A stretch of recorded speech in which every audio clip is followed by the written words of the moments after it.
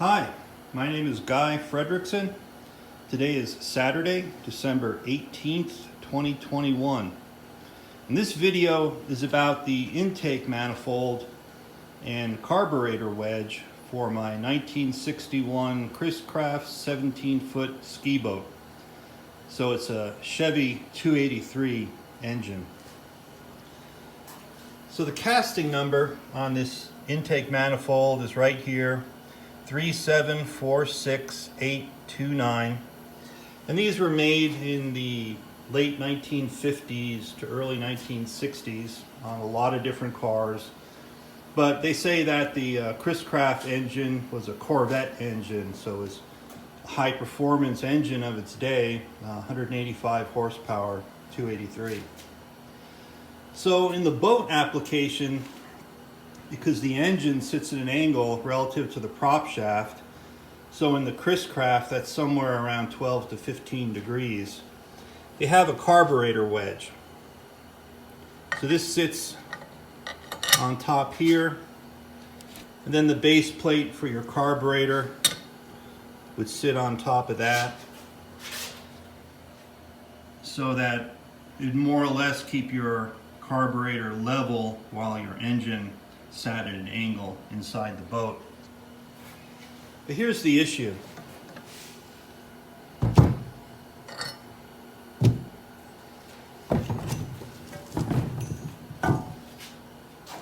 So this port is an exhaust crossover. So exhaust gases can go back and forth through the intake manifold around the carburetor area.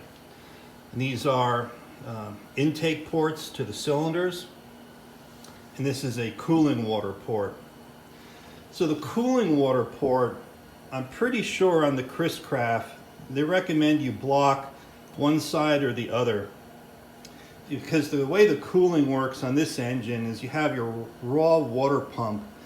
That's really two pumps in one, has two chambers. So it takes the water and it provides it through two impellers to one side and the other side, and it flows through the exhaust manifolds, through the block, and then back into the exhaust manifolds.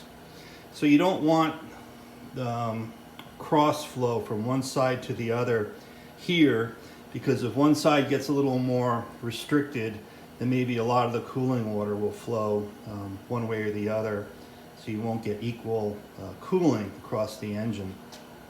But I still need to figure that out. But it's this crossover for the exhaust gas that I'm concerned about.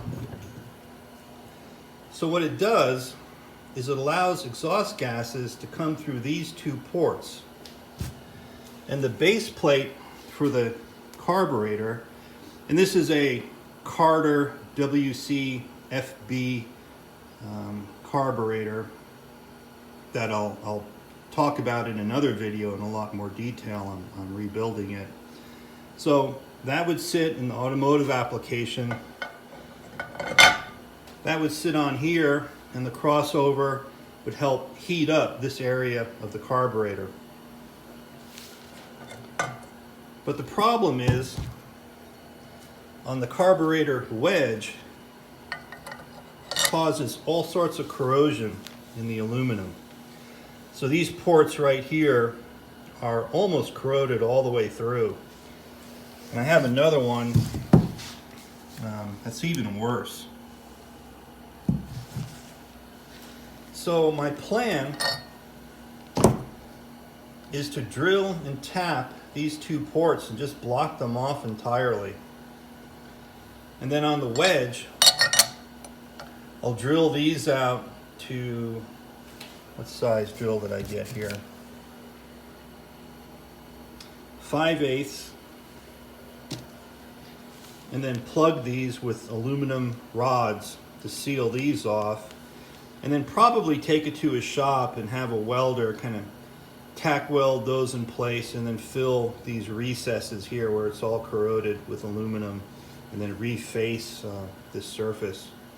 So it'll just be a solid piece of aluminum, no more exhaust ports. because I just don't think it's necessary. You know, the marine engine, I'm never going to be running this engine in cold weather. It'll always be relatively warm. So I just don't think it's necessary on the marine application. Although I'm sure for high performance there's some reasoning behind that to provide some heat to the carburetor. And again, the carburetor is interesting, but again, I'll talk about that in a separate video. So that's it for now. Hey, thanks for watching. Before I end this, please, if any of you have insight into this issue, let me know. Post it in the comments, because I haven't seen anything like that discussed with regards for Chris-Crafts. Some of the auto forums, people have talked about blocking these ports, but not in the Chris-Craft forums as far as I could tell. So yeah, any advice, I would appreciate it. Okay, hey, thanks for watching. Talk to you later. Bye.